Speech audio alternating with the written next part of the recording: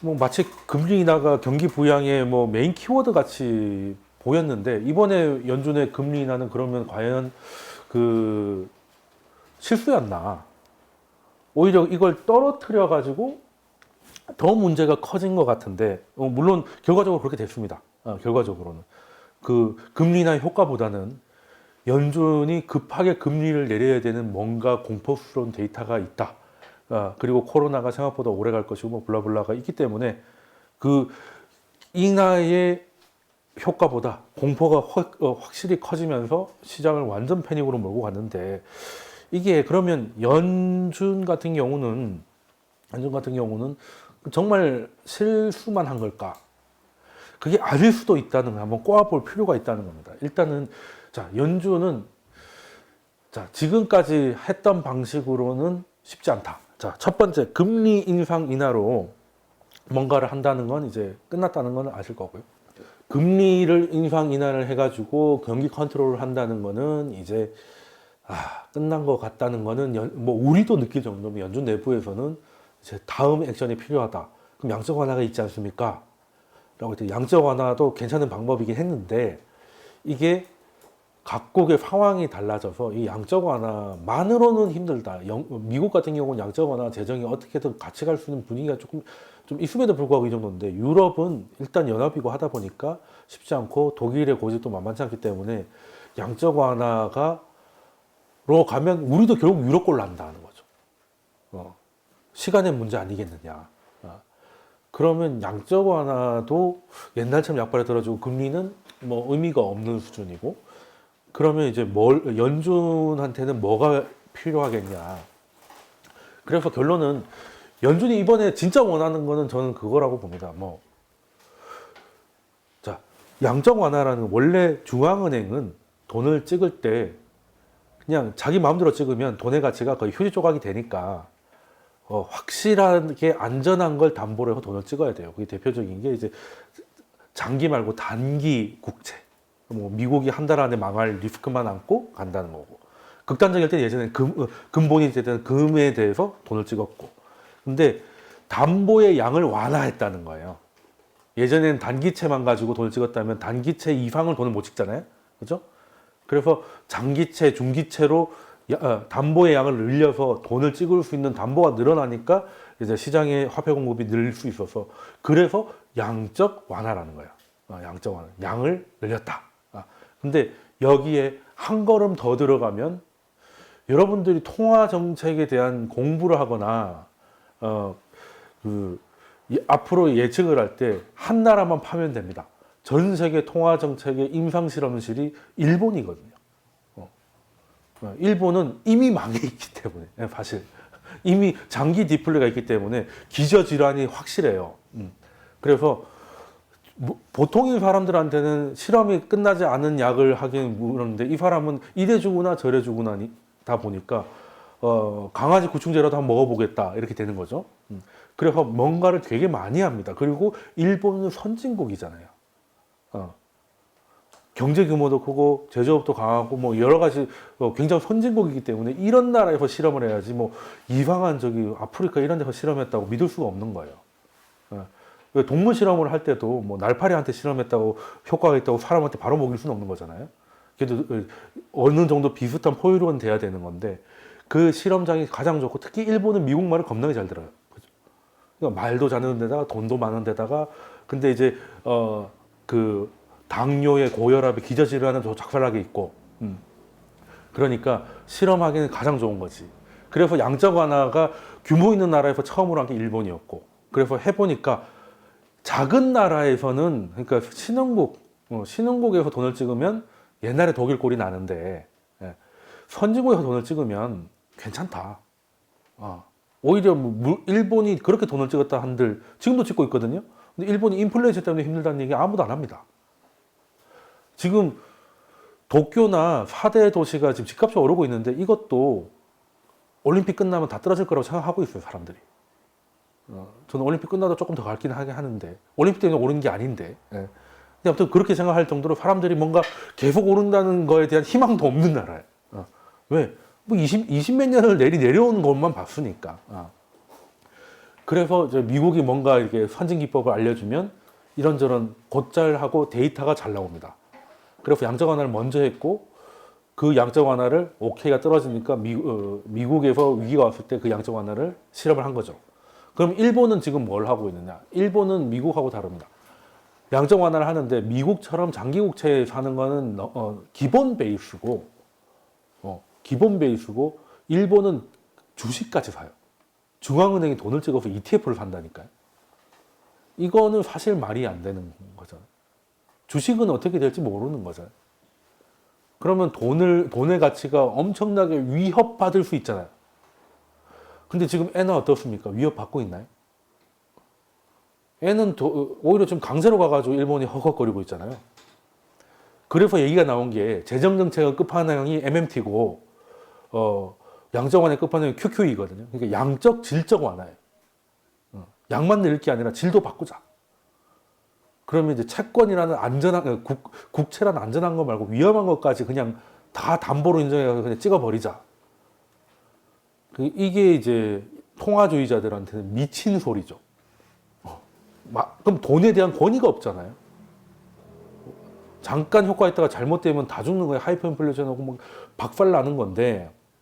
근데 그 말이 잘 안 먹히는 게 일본은 부채 규모도 200 몇십 프로고 돈은 찍기로는 뭐 세상 어느 나라보다 많이 찍었는데 일본은 그래도 약세를 만들려고 저 난리를 피우고 있죠. 아베노미스가 뭐예요? 엔화 강세를 만들겠다는 게 엔화 약세를 만들려고 아베가 나와서 처음 뭐라고 해요? 윤전기가 고장날 때까지 돌리겠다. 24시간 가동하겠다. 그 얘기까지 했잖아요.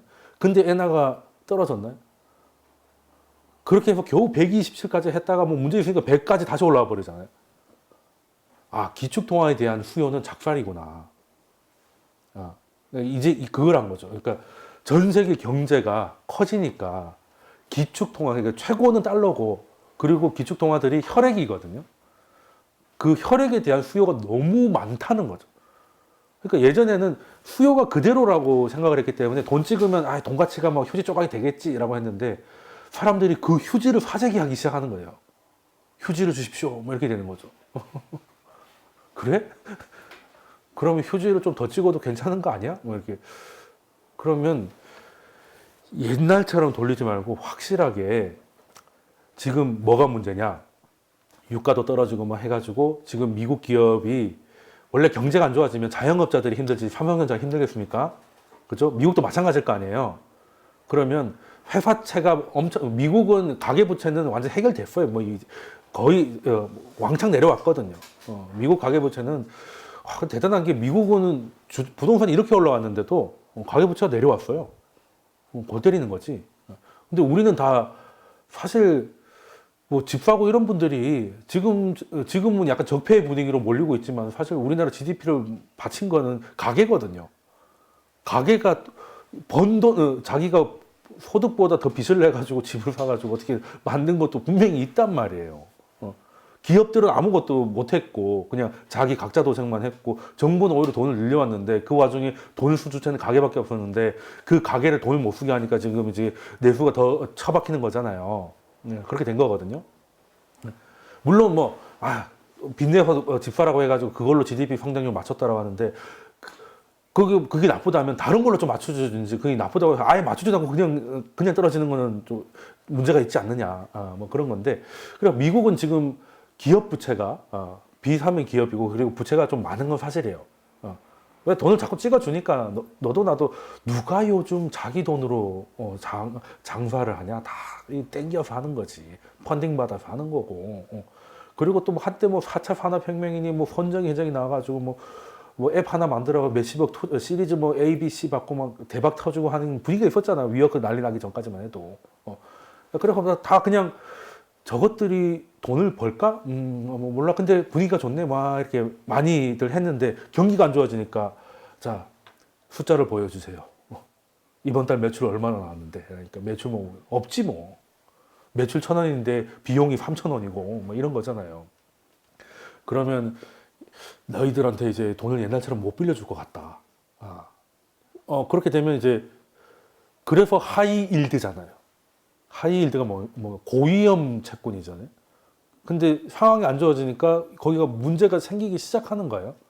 문제가 생기기 시작하고 그러면 그 사람들이 당장 이번 달 인건비라도 맞추기 위해서 급전을 땡겨야 되는데 이 단기 자금 시장도 아까 뭐 레포나 뭐 이런 거 돈놀이에 돼가지고 이 급한 사람들이 와가지고는 뭐 평소보다 이자를 이만큼 줘야 되는 상황이 오는 거고 안 땡겨지는 거죠. 이제 부도가 높아지고 그 스프레드가 높아지면 이게 이제 줄도산으로 가서 리스크로 갈 수 있다라는 건데 그래서 일단 금리를 컷을 한 거긴 한데 그래서 그러면 양적 완화도 이 회사채 시장의 위험을 어떻게 하면 되겠냐? 회사채를 그냥 연준이 사면 되지 않나? 국채는 아니지만. 근데 이게 미국의 중앙은행은 특이하게 민간이잖아요. 그래서 그 1913년 연준이 출범할 때 그 연방준비법에 의해서 출범을 했는데 거기에 연준이 매입할 수 있는 자산은 국공채, 우리나라 말로. MBS까지 가능은 합니다. 근데 MBS 전체가 가능한 게 아니고 페니메나 프리드메 같이 지금 정부가 주주로 정부가 그 금융위 때 사버렸잖아요. 이제 거기는 주주가 정부거든, 연방이거든요. 연방 정부인데 거기서 보증하는 우리로 치면 전세 뭐 도시 뭐 주택 기금 이런 거 있죠. 우리는 그래서 국공채라고 하잖아요. 그러니까 미국의 공채까지 그러니까 우리가 흔히 말하는 MBS까지 양적 완화의 대상으로 삼을 수 있다가 돼 있어요. 자, 그러면 연준은 어떻게 해야 되느냐? 법을 바꿔줘야지. 회사채를. 근데 일본은 헌법기관인데다가 법적으로 회사채나 ETF를 살 수 있는 권한이 있어요. 그래서 연준 입장에서는 일본 중앙은행이 부러운 거지. 권한이 훨씬 많으니까. 유럽도 회사채, 주식은 안 사도 회사채 삽니다. 근데 일본과 유럽은 왜 그랬을까? 안 사주면 다 망하니까요. 그러니까 이 좀비 기업들이라도 살려놔야 여기에 있는 사람들이 월급이라도 받아간다 이거지. 이해되십니까? 그러면 연준은 자 이제 금리나 기존의 양적 완화 말고 큰 카드를 필요하다. 근데 법으로 금지되어 있기 때문에 그 법을 바꿔주세요라고 했다가는 뭐 안 될 가능성이 높죠. 그럼 어떻게 해야 되겠습니까? 법을 바꿔주게 해야지. 난리를 만들어야지.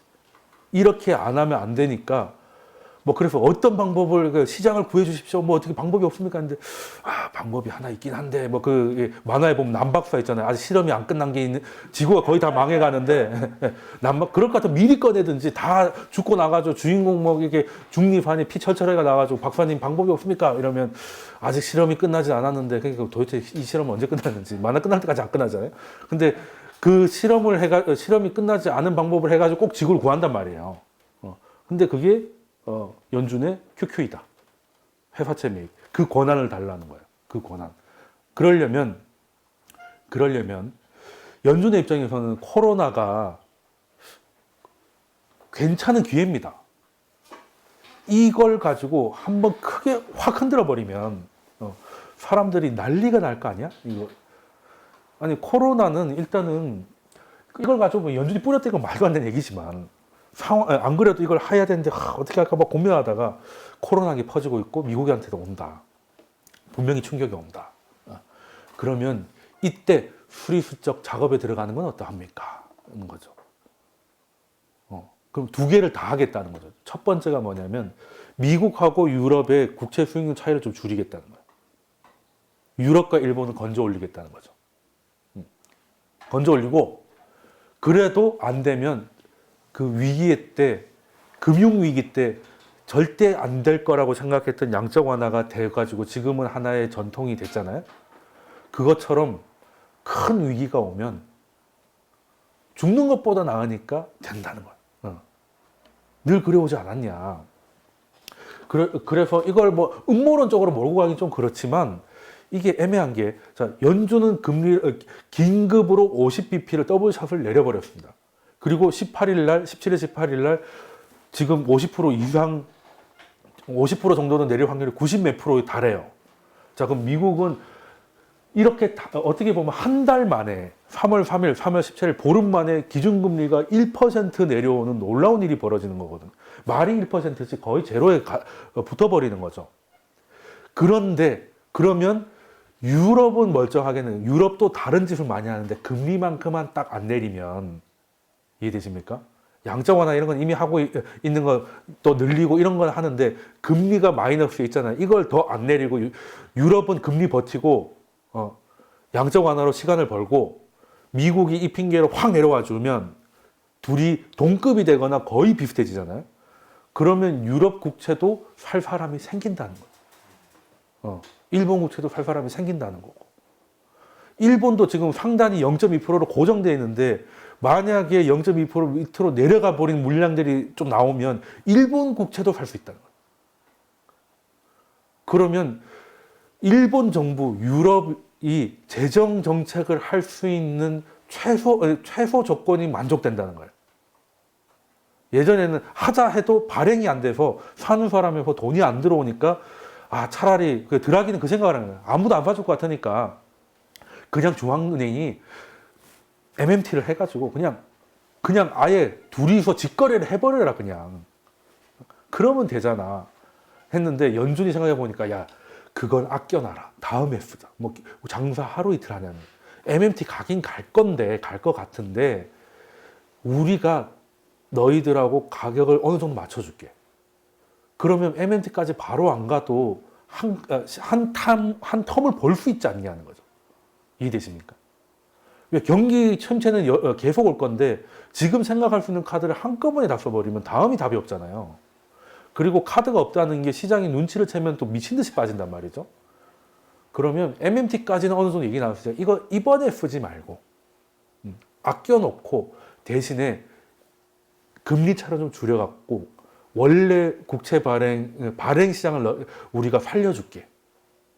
우리가 살려주면 그걸로 좀 경기를 또 부흥하면 우리가 경기 침체를 한 텀을 미룰 수 있다. 거나 아니면 이번 침체는 어느 정도 넘어갈 수 있다. 그러면 미국은 뭐가 예뻐가지고 자기 시장까지 이렇게 쥐 흔들어가면서 국채 금리를 낮추냐. 이 난리통에 회사채 매입 권한을 얻겠다는 거예요. 그 약간 이해가 되십니까? 그래서 라가르드가 22일에 이제 의장이 돼가지고 했는데 금리 0.5에서 0.6으로 낮출 확률이 99% 달하는데 동결했어요. 근데 양적 완화만 조금 더 확대를 했습니다. 그래서 이 발표가 나오고 유럽은 진짜 답이 없네. 라고 돼서 유럽이 그때 미친 듯이 빠집니다. 그리고 트럼프가 뭐라고 했어요? 유럽을 자극하는 말을 했죠. 손 씻고 집에 있는데 유럽 애들 30일간 미국 오지 마 했잖아. 그럼 유럽 애들이 빡치질 수밖에 없잖아요. 야, 중국은 안 먹더니 우리만 세균 덩어리로 생각하냐? 근데 그게 약간 짜고 치는 고수일 수도 있다.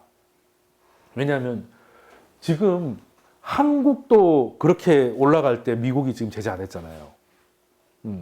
중국은 워낙 초반에 워낙 그랬다 치고. 근데 유럽은 어떻게 보면 이제 시작인데 그냥 이탈리아도 아니고 단칼에 유럽 전체를 막아버렸잖아요.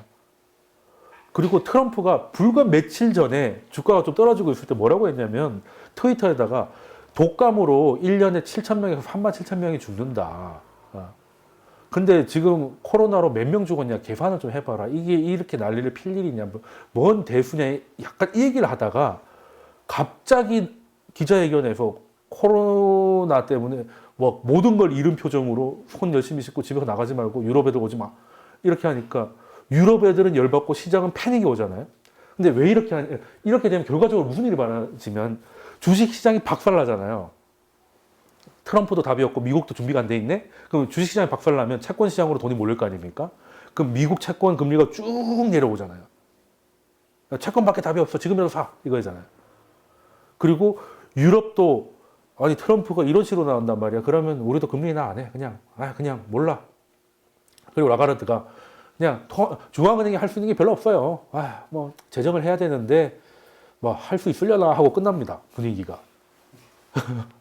아니 중앙은행장이 뭐 어떻게 재정 정책을 할 건 아니니까. 나 금리 안 내려요. 뭐 시장에서 99%라고 생각했는데 뭐 그거죠. 뭐 빚이 1억 있는데 1억 50만 원이 돼봐야 뭔 소용이 있습니까? 이거잖아요. 안 내려버리거든요. 뭐야 이거? 그렇게 되면 유럽이 금리를 안 내리잖아요. 미국은 내려요. 그럼 유럽에 있는 시장 참여자들 무슨 생각하겠습니까? 유럽 증시는 작살나겠죠.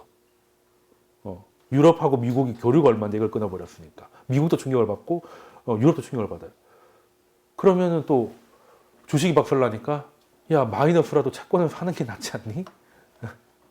아니면은 여기선 답이 없으니까 금리가 낮춰질 줄 알고 막 사고 있었는데 말을 잘못한 게 금리가 주식이 무너지잖아요. 무너졌는데 그 원인이 금리 인하를 거부한 거잖아요. 그러면 금리 인하하면 그 채권 가격이 먹을 줄 알고 기다리고 있던 애들이 토해낼 거 아닙니까? 유럽은 더 내릴 줄 알았는데 미국이 지금 100bp 얘기 나오는데 유럽은 10bp도 안 낮춘단 말이야? 그러면 김치국 맛이다 다 토하는 거죠. 그러면 마이너스에서 덜 마이너스로 올라가죠. 요거 이해되십니까? 그러니까 점점 다가오는 거죠. 미국과 유럽이 거대한 이혼에서 재혼으로 가고 있는 거예요. 4주 후에 만나자고 했는데 4년 후에 만나는 꼴이 되는 거예요. 2006년에 헤어졌는데 2016년에 자 보시면 이게 미국 2년채, 10년채, 독일 2년채, 10년채입니다. 근데 이렇게 보니까 그림이 너무 비슷해 보일 것 같아가지고 여러분이 앞으로 중요하게 봐야 될 게 미국 10년채, 독일 10년채의 금리 스프레드예요.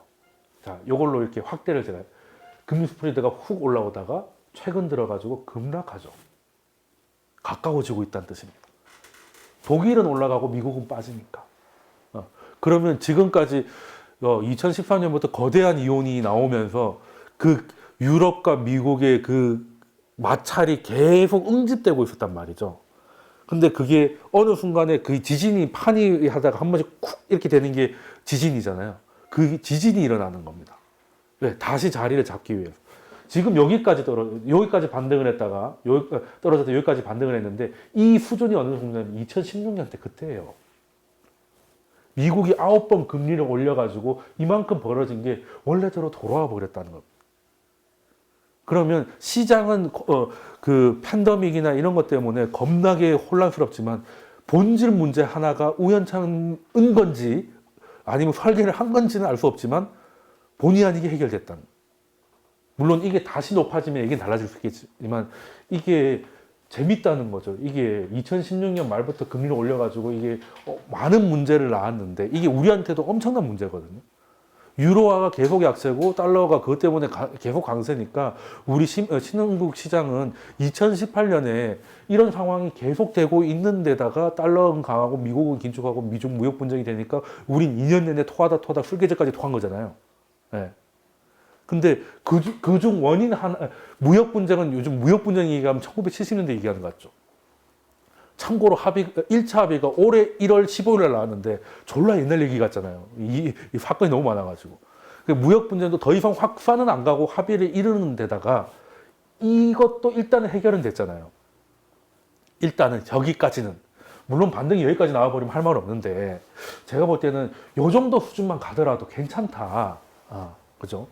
그래서 유럽 금리 급락에 빠질 때 그 다우존스 10% 10% 가까이 빠진 날 그날 유럽 채권 수익률 보시면 35%, 73%, 뭐 코스닥 이거 상한가도 없죠, 이거는.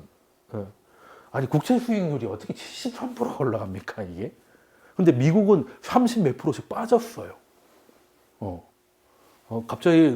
갑자기 이제 로미오와 줄리엣처럼 서로 막 이렇게 된 거죠. 다시는 안 볼 것 같이 멀어지다가. 야, 이거는 이 혼란통에 그래도 미래의 희망을 볼 수 있는 게 된다. 유럽과 미국이 한 방향으로 가주면 우리는 환율 전쟁에서 좀 벗어날 수 있고 여러 가지가 좀 지금 최근에 있었던 많은 문제에서 조금 부담을 덜 수 있게 되거든요. 원래는 미국과 신흥국, 그러니까 선진국과 신흥국 사이에 뭐 이렇게 왔다 갔다 해야 우리가 거기 익숙한데 그 중간에 유럽하고 일본이 끼면서 스텝이 꼬인 게 2016년이란 말이에요. 근데 2016년부터 왜 꼬였냐? 요 이후부터 여기 올라가서 그런 것도 분명히 있다. 우리가 이 시절을 뭐라고 합니까? 환율 전쟁의 시대라고 하잖아요. 자, 그런데 자, 너무 소스를 쓰시네. 너무 긍정적으로 얘기하시는 거 아닙니까? 뭐 그러다가 확진되면 어떻게 하시려고 막 이렇게 생각하실 수도 있는데 연준이 자기 속내를 살짝 드러냅니다. 의장이 그러니까 의장은 의장하고 의원, 지방은행 총재하고는 역할이 다르죠. 의장이 대놓고 얘기하면은 너무 이제 그러니까 의장은 나와가지고 약간 이제 겁먹은 표정을 약간 액션을 취하는 거죠. 시장이 위험하니까 금리는 원하는 대로 확 깎아주는데 우리는 이걸로 끝난 것 같다. 어떡하지? 나는 요즘 밤에 잠을 못 자요. 약간 이런 표정이에요. 그래서 이제 시장이 막 불안불안한데 야, 이건 이제 이때까지 연준만 믿고 11년을 달려왔는데 저렇게 힘없는 할아버지였단 말이야? 이렇게 되는 상황에서 다른 데서 딱 나와가지고 인터뷰를 싹 하는데 로젠그렌이라고 보스턴 미국은 13개로 나눠져 있는 거 아시죠? 그 연준이. 거기에 이제 보스턴 그 중앙은행장인데 그분이 나와가지고, 지금까지의 정책 외의 정책을 좀 고민할 필요가 있다. 그럼 지금까지 정책은 금리 양적 완화잖아요. 그럼 앞으로의 정책은 두 개 남았네. 양적 질적 QQE, 질적 회사채 매입, 그리고 MMT. 근데 MMT는 다음 카드로 쓸 것 같고, 이번에 회사채가 위험하다고? 회사채 내가 사주면 되지 뭐. 근데 법은 못하게 해놨네. 이거 좀 바꿔주면 참 좋을 텐데 말이야. 이런 거잖아요. 근데 이게 바꿔주면 원큐 해결인데 안 바꿔줄 수도 있어요. 의회의 생각하고 연준 생각이 다를 수 있죠. 미국은 기본적으로 한 명이 헤게모니를 지는 걸 겁나게 싫어합니다. 그래서 자유 중심이잖아요. 그래서 우리나라는 대통령이 바뀌면 그냥 분위기가 확 바뀌는데 그나마 의회는 야당이라도 있는 건데 미국은 상원, 하원 그리고 행정부가 서로 완력 싸움을 하는 거잖아요. 트럼프가 아마 얘기를 해도 하원에 제껴버리면 뭐 안 되는 거죠. 그리고 맨날 행정서명만 하잖아요. 법으로는 못 만들고. 그죠? 오바마도 마찬가지였습니다. 오바마 케어 8년을 밀어붙였지만 결국에는 그냥 안 밀어붙이고 그날 당선 당일날 해도 될 뻔한 그 행정서명으로 한 거예요. 행정서명은 대통령의 권한이기 때문에 트럼프 되자마자 대통령의 권한으로 앞 대통령의 권한을 날려버린 거죠. 그게 트럼프 케어였던 거고. 근데 그게 이번에 민주당이 이 빌미로 공격을 잡을까봐 일부러 안 나갔습니다. 기자회견 때는 엄한 소리를 하고, 그리고 의회에서 뭔가 회의를 하겠는데 의회에 노쇼를 합니다. 안 나타나요. 전화 한 통 없이 안 나타나요.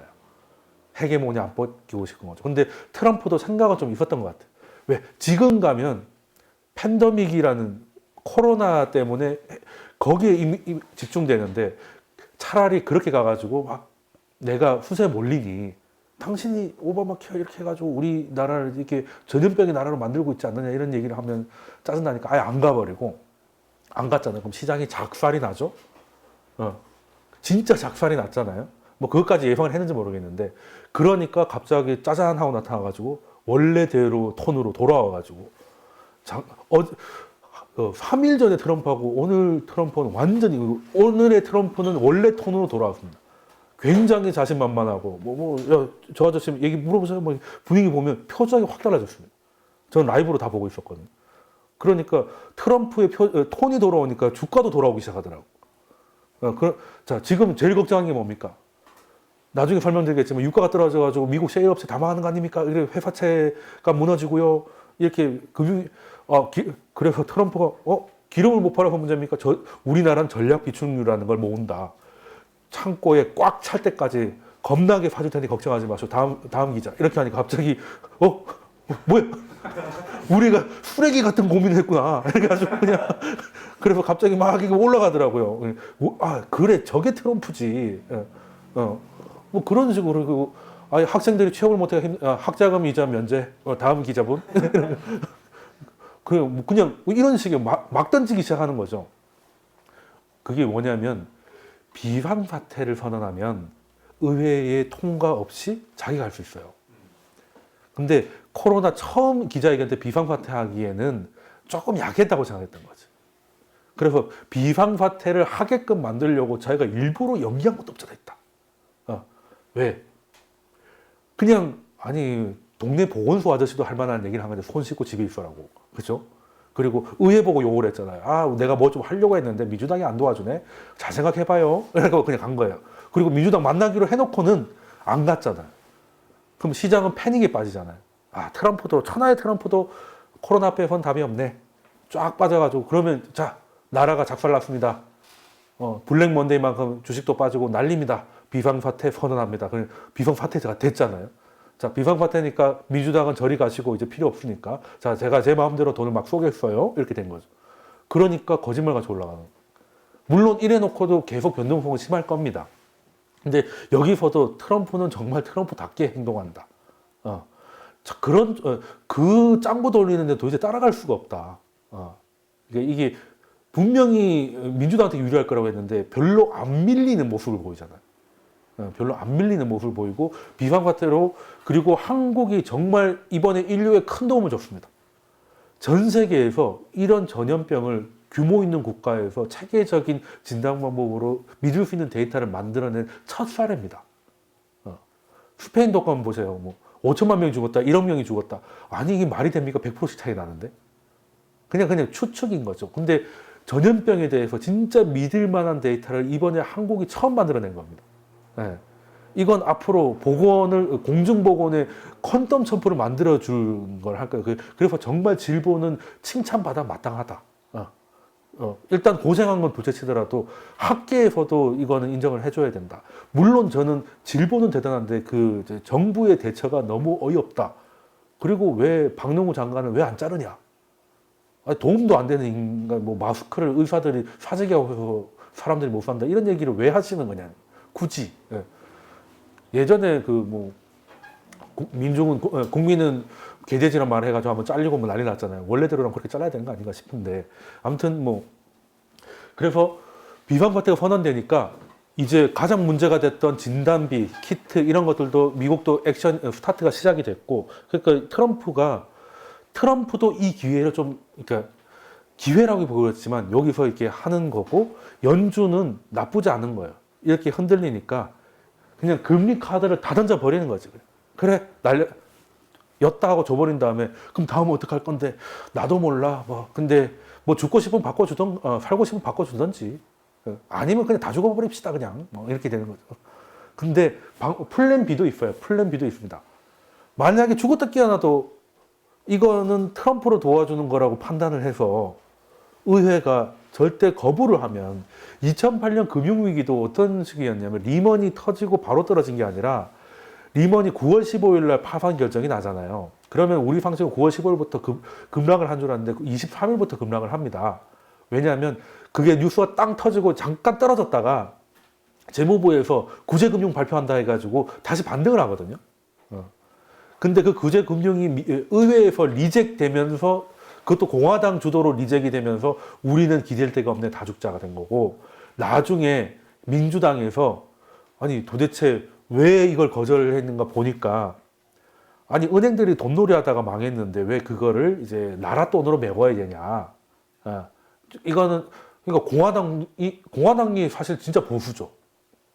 우리나라 보수 같으면 큰 은행 망하면 안 되니까 이거잖아요. 대마불사야 이건데, 공화당이 2번이나 거절한 이유는 그겁니다. 은행들이 잘못한 건데 왜 국가 돈으로 메워야 돼? 그래서 민주당이 알았어. 그러면 월스트리트의 규제를 이빠이 하겠다. 그래서 엄청난 개혁을 하겠다. 그래서 이제 서브프라임 같은 거 취급 못하게 하고, 어느 등급 이하로는 은행들은 절대 투자를 못하게 하고 블라블라블라 만들어가지고 그래서 23일 날 상하원 8일 만에 다 통과시키거든요. 그래도 이미 방향을 잡아버렸기 때문에 올라온 데는. 근데 그게 다 통과되고 실질 액션이 8천억 달러가 시작되면서 바닥을 잡은 건 맞아요. 근데 그때 경험을 보면 연준이 그때 알아놓은 게 뭐냐면, 연준이 직접 회사채를 사면 불법입니다. 근데 회사채를 살 수 있게 대출을 해주는 거는 자기가 산 게 아니기 때문에 괜찮아요. 지 손으로 안 샀잖아. 어쨌든 사게끔 바람 잡아주는 거지. 그러니까 회사채를 살 수 있는 은행이나 금융기관한테 연준이 직접 지원을 해주는 겁니다. 근데 그거는 합법이거든요. 그래서 그런 말도 얘기했어요. 안 바꿔도 우린 방법이 있는데 굳이 이렇게까지 안 하게 법을 바꿔주면 참 좋겠습니다. 근데 이 아저씨가 어떤 아저씨냐면 작년에 미국이 금리 3번 낮출 때 다 반대했던 사람이에요. 무슨 예언에 지금은 금리를 왜 낮추냐라고 했던 사람인데, 굉장히 매파로 분류됐던 사람이 갑자기 이런 급진적인 얘기를 하니까 일부러 이번에는 내가 총대 매겠다. 늘 금리 낮추자고 했던 사람이 얘기해봐야 저 양반 너무 오버한다고 생각하니까 내가 얘기해야 씨알이 먹힌다. 라고 해서 본인이 직접 나와서 얘기한 겁니다. 그 연준이라는 조직이 만만한 조직은 아닌 거예요. 다 그냥 허투루 하는 말은 아니라는 겁니다. 그리고 이때 이제 나온 게, 자, 금융위기가 터져가지고 자본주의가 망할 줄 알았는데 양적 완화로 일단 구출했잖아요. 양적 완화가 처음에는 비전통적 통화 정책이라고 했어요. 그러니까 지금까지 써본 적이 없는 통화 정책이라는 거죠. 근데 이번에 만약에 회사채까지 권한이 법적으로 넘어가 버리면, 아니면은 뭐 꼼수를 써가지고 갈 수도 있겠지만, 이번이 아니라도 다음 기회에 넘어가면 그때는 비전통적, 비상식적 통화 정책이죠. 근데 이 표현은 제가 쓴 게 아닙니다. 폴 크루그만이 쓴 표현이에요. 일본의 장기 침체를 연구해 보니까 비전통적은 고사하고 비상식적 통화 정책을 동원하지 않으면 이걸 탈출할 수 없다. 그게 뭐겠냐? 비상식이 뭐냐? 중앙은행이 돈을 찍어서 위험한 회사채까지도 매입을 하고 그걸 담보로 보는 통화를 하는 것. 그러니까 회사채를 사가지고 돈을 찍는다는 거는, 돈은 캐시는 마이너스일 수가 없잖아요. 인플레이션 이런 거 제외하고 일단 명목상으로는. 근데 회사채는 부도가 날 수도 있잖아요. 그러면 이게 중앙은행의 신뢰가 깨질 수도 있다는 거잖아요. 그래서 비상식이라고 하는데, 뭐 일본은 ETF까지 가지 않습니까? 한 기업까지 사주는 건 너무 말도 안 되는 거니까. 그래서 아베는 어떻게 했냐면 청년들을 많이 뽑는 회사들을 150개 묶어가지고 ETF를 만들어서 그 ETF를 중앙은행이 사게 만들어요. 그래서 일본 기업들은 그 청년들을 뽑아놓고 그냥 가만 앉아 있어도 중앙은행이 주식을 계속 사주니까 너무 땡큐인 겁니다. 그러니까 막 사람들을 뽑는 거예요. 너희들은 그냥 앉아만 있어라. 월급은 중앙은행께서 주실 거니까 기다려. 심심하면 유튜브 보고 있어. 뭐 이건 건데, 그걸 또 이제, 그러니까 고용률이 근데 월급을 많이 줄 이유가 없죠. 그래서 일본이 고용률은 겁나게 높은데 임금은 별로인 거예요. 이런 것도 분명히요. 근데 이것도 우리나라는 못하겠지만, 그래, 그 와중에 짱구로 굴리는구나. 귀엽구나. 이런 생각을 할 수 있는데, 이게 저는 이제 비전통적인 10년이 끝나고 이번 크래시 이후로 비상식적인 세상이 열릴 거다. 그리고 금리는 연준이 회사채에 대한 컨트롤 권한을 어느 정도 가지면 금리는 그냥 바닥에 깔아줄 겁니다. 왜? 회사채 매입이라는 거는, 그러니까 저는 최고 좋은 그림이 뭐냐? 연준한테 권한을 줬는데 연준이 그 권한을 쓰지 않는 거예요. 이해되십니까? 마이너스 통장 한도를 1억에 이자 2%에 해줬어요. 기분 좋죠. 근데 한도 거 다 써버렸다는 거는 얘기가 다른 거잖아. 돈이 정말 급했구나 하는 거잖아. 돈이 급할 때 저리로 쓸 수 있는 걸 확보해 놓는 거랑 지금 있는 거 그냥 다 땡겨 쓰는 거랑 차이가 다르니까, 연준은 그냥 금리라는 헤게모니를 내려놓고 대신에 거의 제로니까, 거의 제로에 가까우니까 정부가 재정 정책을 쓰는데 이자 부담이 확 내려앉는 거죠.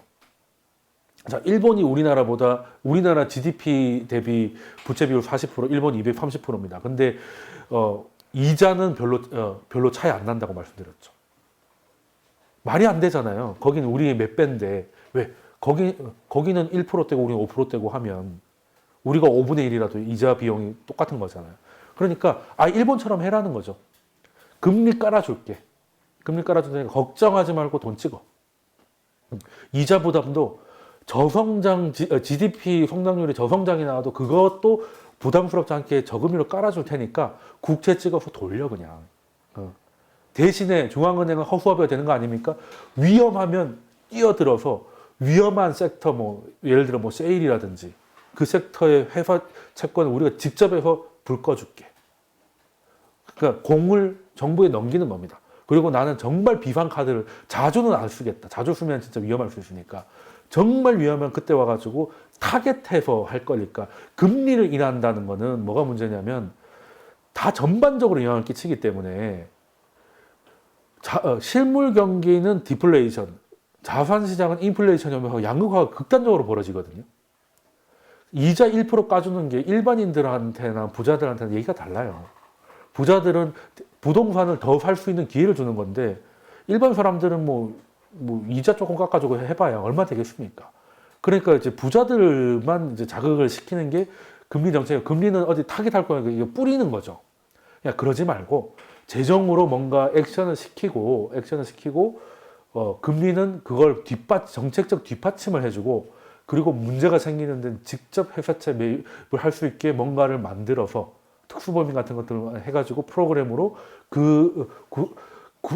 구조조정을 겪는 데서 오는 충격을 완화해 주겠다. 이렇게 되면 그러면 새로운 세상이 열릴 수 있다는 거고, 이게 지금 왜 필요하냐면 코로나라는 문제는 지금 소상공인들이 지금 고통을 겪고 있는 게 임대료가 갑자기 올라서가 아닙니다. 코로나 때문에 매출 자체가 안 나오는 거거든요. 그러면 지금 여기서 금리를 낮추고 뭐 이런 것들이 소상공인한테는 별로 효과가 없어서 왜 바이러스를 금리로 잡으려고 하느냐, 뭐 금리 낮추는 게 능수하냐 이렇게 비판하시는데, 그게 아니라 금리가 내려와가지고 재정으로 이 사람들한테 강제로 현금 흐름을 발생시키게 강제로 물을 줘야 된다니까요. 저는 기본소득에 대해서 아직 고민할 게 되게 많다고 생각하는 사람이지만 이번에 재난소득 같은 거는 꽤 괜찮다고 생각했어요. 제가 괜찮다고 생각하니까 아니나 다를까 현 정부에서 반대를 하더라고요. 그러니까 참, 왜 지금은 돈이 안 도는 게 문제, 매출이 안 나오고요. 가게 문이 닫혀 있고 열어도 문 닫은 거나 똑같아서 현금이 돌지 않아요. 그러면 단돈 20만 원, 50만 원이라도 찔러줘가지고 현금을 어떻게든 만들어주고 그 시간 동안 이걸 진압을 해야 되는 건데, 거기서는 재정 건전성이 모든 가치는 아니지만 무시할 수 없다, 이런 아름다운 거룩하신 얘기를 하시면서 안 된다고 하고, 금리 인하는 또 부동산 눈치를 보는지 뭐 또 그것도 안 하고, 그럼 재정을 하기에도 금리는 한국은 현재 고금리거든요. 그럼 재정도 제한적이고, 그리고 돈을 구호도 안 되면 이거 진짜 힘들 수 있다. 지금 미국이나 이런 데서 이렇게 미국과 유럽, 일본이 판을 바꾸려고 하는 건 눈치를 좀 빨리 채셔야 된다는 건데, 지금 또 우리나라는 금리를 누가 뭐 무한정 내리라고 했습니까? 근데 미국이 4칸이나 내렸으니 적어도 우리는 2~3칸 내릴 수 있는 거 아니냐는 거죠. 우리가 더 내릴 필요는 없지만, 더 내릴 것도 없고, 그렇지만 이거는 너무, 그리고 4월 달에 끌려다시피 25bp를 낮출 바에 3월 달에 했으면 차라리 낫지 않았을까? 이런 생각도 좀 드는 거죠.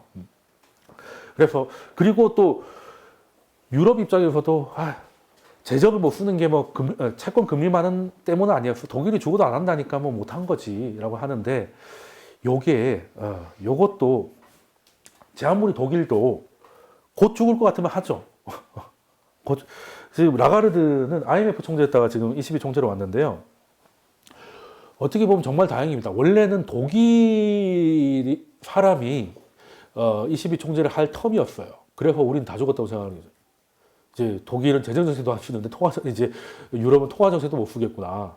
유럽은 이제 거룩하게 늙어 죽는 것밖에 없겠군, 이런 걸 생각하고 있었는데, 라가르드가 오고 대신에 EU의 군사 집행위원장이 독일 가져갑니다. 러시아 견제를 위해서 돈은 그냥 라가르드한테 권한을 주고 군사력을 그냥 독일이 취하는 걸로 갔는데, 어떻게 보면 천만다행인 거죠. 라가르드는 IMF 때부터 저금리 백날 해봐야 소용없다. 어차피 저금리는 초저금리가 초초저금리 된다고 해서 별로 효과 없다. 재정 써야 된다. 는 얘기를 했던 분이고, 그래서 이번에 아니나 다를까 금리 인하 거부하고 그냥 일단 시장 상황이라니까 양적 완화를 하는데 재정 정책 요구를 한 거거든요. 근데 요즘 독일이 옛날 같지가 않습니다. 경제가 너무 안 좋아요. 경제가 너무 안 좋으니까, 그래서 독일의 재무장관이 오늘 새벽에 반가운 소리를 합니다. 코로나로부터 경제를 지키고 고용을 지키기 위해서 무슨 짓이든 할 준비가 되어 있다.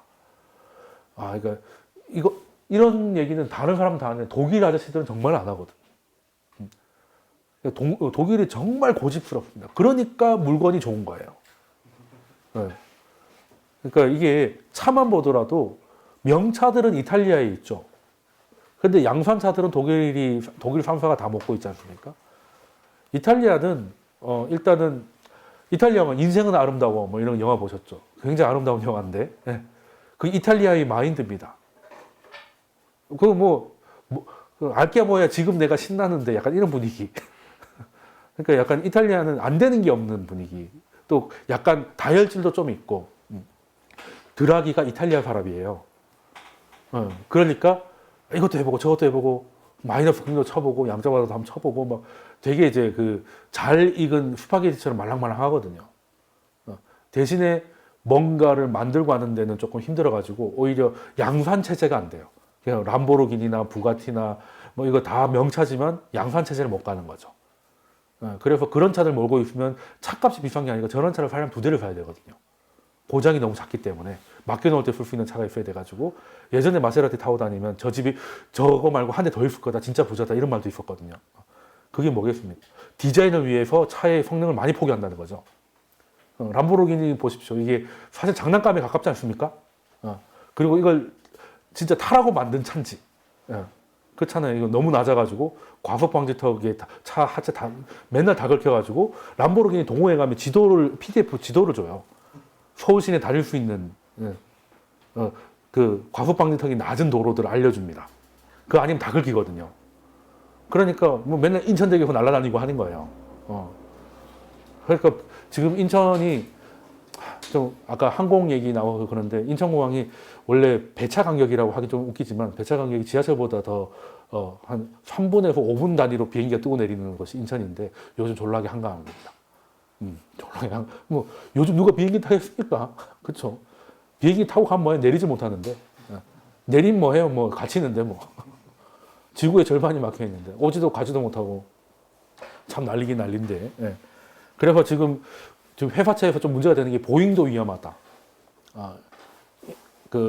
물론 보잉에 주문 받아 나온 것만 해도 앞으로 한 7년은 공장 녹여야 돼요. 근데 그 다음은 어떻게 가지? 뭐 이런 문제가 조금 있어서 지금 투자 등급에서 투기 등급으로 떨어지는 거 아니냐 때문에 지금 주가가 급락을 하고 있는데 요즘 항공주들은 국적 불문하고 정말 고생을 많이 합니다. 보잉 추락 많이 했고요. 비행기가 추락하고 한 곳에서는 형제 자매가 물어뜯고 싸우고 또 일본 불매로 한쪽이 막혔는데 저기 또 코로나 터져가지고 다 막히고 이제 지구의 절반이 막히고 LCC 같은 데는 정말 힘들죠. 오늘 기준으로 제주공항에 국제편이 한 편도 오고 가지 않았다고 하니까 거의 양양공항도 아니고 놀라운 일이 벌어진 겁니다. 이런 것들은 이제 앞으로 그 기간이 길어질수록 고통은 좀 길어지겠지만 그래서 일단 지금 이렇게 되면 재정을 할 수 있는 분위기가 되면 선진국들이 재정을 넓혀주면 우리가 재정을 못 쓴다는 이유 첫 번째 이유가 뭐냐면 아무리 그래도 신흥국 중에서는 국가 부채 비율이 70%를 넘어가는 나라 중에 온전한 신흥등급을 갖고 있는 나라가 없다. 우리나라는 IMF에 대한 트라우마가 있기 때문에 거기에 얼어가지고 아무것도 못 하거든요. 지금 IMF 기억 때문에 그래요. 그래서 정말 지금 그 기억에서 자유롭지 못해가지고 아무것도 안 하다 보니까 점점점 그런 상황이 되는데 여기 해결 방법은 있습니다. 미국, 일본 이런 데서 확 올려주면 부채 비율을 지금보다 100%씩 더 써버리면 우리도 같이 가는 거지. 신용등급을 상대평가로 바꾸면 되지 뭐. 그렇지 않습니까? 일본 220, 한 330 가버리고 미국도 그냥 한 200 가버리고 그냥 일단 100씩 다 써버립시다 그냥. 나라가 아니 그 일본이 20몇 년 동안 200 몇 프로였고 저랬는데 안 망했잖아. 오히려 더 잘 되지 않았냐. 그 안 했던 나라들은 아예 역사 속에 없고 그나마 일본은 그렇게 했기 때문에 지금까지 그래도 선진국 대접을 받고 있는 거 아니냐. 그래서 이제 샌더스가 MMT 가자는 거잖아요. 의료보험 전 국민한테 다 하려면 24조 달러 든다는데 그 돈 찍으면 그만이지 이거예요. 미국의 국가 부채가 많은 게 하루 이틀 일입니까? 요즘은 이제 그걸 미국이 안 찍어준다고 다 죽어나가니까 그런 식으로 한 단계씩 빚을 더 지자. 그럼 우리도 40에서 70 정도 갈 수 있고 심지어 뭐 100까지도 갈 수 있으면 우리도 이제 재정을 할 수 있는 분위기가 되지 않겠나 하는 건데 이거를 글로벌 합의가 나온 데까지는 다 우리 모여가지고 그 좋은 생각이네 우리 이렇게 해요라고 된 적은 한 번도 없습니다. 그 와중에 다 자기 유리한 것만 막 짱구 돌리다가 다 죽게 생겼을 때 진짜 이거 아니면 우리 다 죽는다는 생각할 때 그때 마지못해 합의를 꼭 해요. 9.11이라든지 금융위기라든지 뭐라도 하지 않으면 이대로 있으면 우리 다 죽는다라는 게 그 공감대가 형성되면 그때 일단은 지구를 구하고 보자가 되거든요. 이제 그러려면 좀 더 흔들려줘야 된다. 요 정도 가지고 약할 수도 있다. 그래서 앞으로 변동성은 좀 클 수 있다는 건데 연준이 생각 못한 게 있습니다. 일단은 자 금리를 던져가지고 위기가 막 커지고 그러니까 코로나는 어떻게든 뭐 지나가긴 할 건데 이 기회 코로나가 퍼지는 시간에 딱 맞춰가지고 금리를 터뜨려서 금융시장 이 변동성이 커지고 흔들리면 회사채에 대한 이런 얘기가 나올 거라고 일단은 좀 한 것도 있고 유럽과의 그 격차를 좀 줄이는 것까지 다 좋았는데 변수가 하나 생겼죠. 생각보다 일이 커진 겁니다. 왜? 사우디에서 테러를 한 거죠. 알라우 아크바르가 된 거죠. 이게 뭐든지 안 좋은 일이 한꺼번에 터진다고. 자, 코로나 때문에 코로나의 특징은 죽는 게 문제가 아니고 격리잖아요. 그리고 개인 간의 격리도 있고 국가 간 격리가. 그러면 비행기가 안 뜨고 배가 안 다닙니다. 그러면은 제일 안 쓰게 될 게 뭐겠습니까? 원유죠. 그래서 지금도 원유는 수요보다 공급이 많아서 오펙 중심으로 해서 우리가 좀 조금씩만 만들자. 가격 지켜야 되잖아.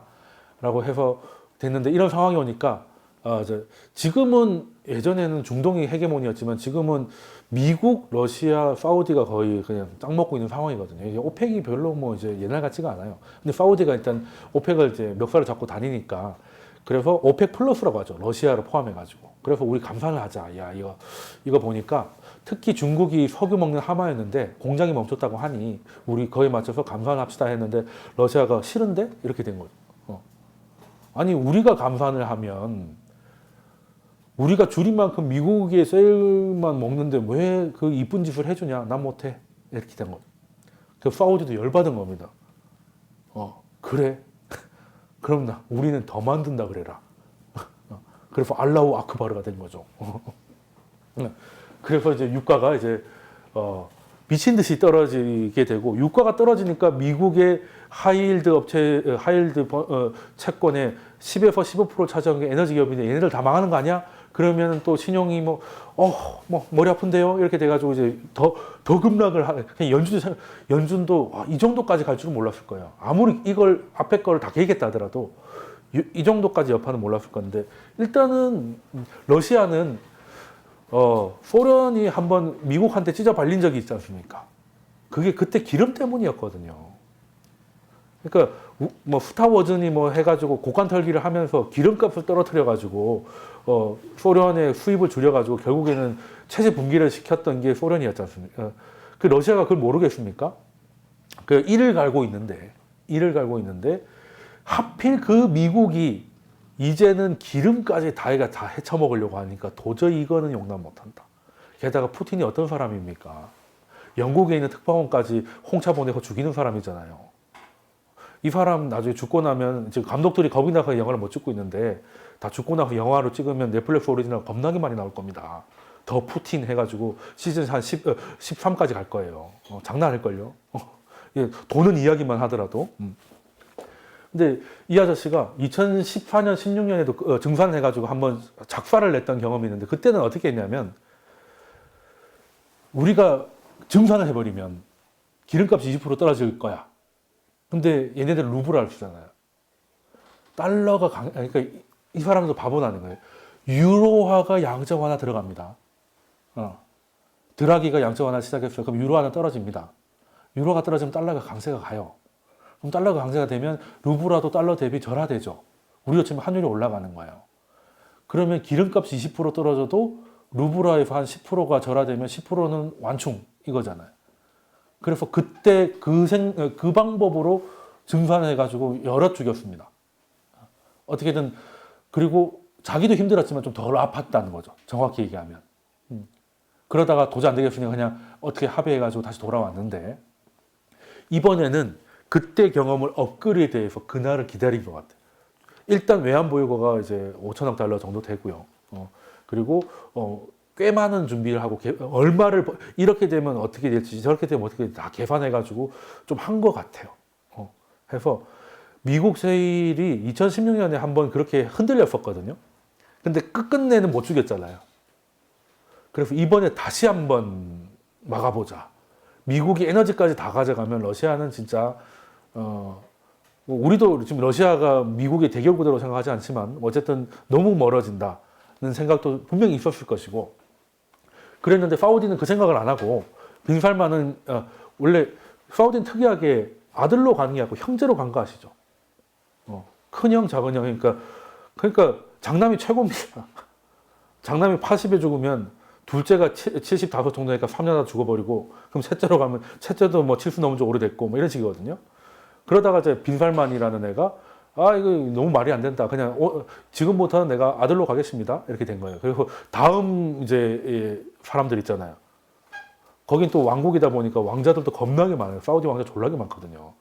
뭐 조선시대 뭐 이런 건 아무것도 아닙니다. 거기는 고출산의 국가, 특히 왕. 그래서 처음으로 젊은 왕이 나온 거예요. 형제가 아니라 아들로 갔고, 그리고 아들도 겁나게 많잖아요. 그러니까 형제들의 아들의 아들, 블라블라가 있잖아요. 그래서 사실 예전에 사도세자가 죽은 것도 그겁니다. 이제 사도세자가 열받아 화병이 생겨가지고 사람 죽이고 한 거에 하루 이틀 일이 아닌데 이제 얘가 막 가가지고 이제 소위 말해서 이제 여자들하고 이제 후궁들하고 이제 랑교를 하니까 이대로 있으면 왕의 씨라고 한 대여섯 명이 나타날 거다. 그렇잖아요. 어쨌든 뭐 그 엄마는 후궁이라 하더라도 아빠가 왕이잖아요. 그건 왕자잖아. 근데 왕자가 한 열댓 명 되면 나라 망한다. 그 얘기를 이제 영조가 듣고 이제 뒤져 죽인 거지 않습니까? 결론은.